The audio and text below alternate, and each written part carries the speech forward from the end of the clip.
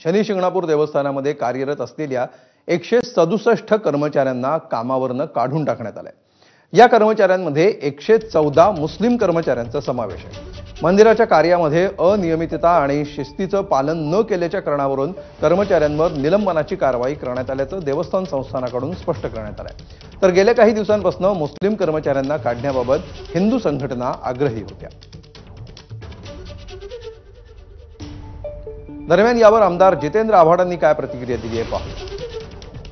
जे काही शनी शिंगणापूरला झालं हे पुरोगामी महाराष्ट्राला मान खाली घालणार आहे।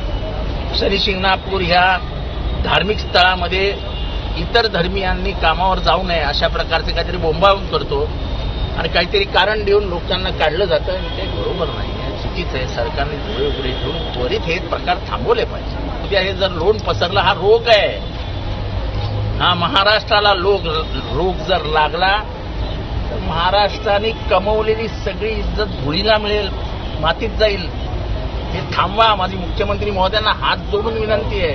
त्याची जी रिॲक्शन आहे ही पूर्ण महाराष्ट्रात उमटलेली दिसते। धर्माच्या नावावरनं कामावर कमी करणं हे संविधानिक प्रक्रियेच्या विरोधात आहे। त्यांना तुम्ही कायदेशीर नोटीस दिली का?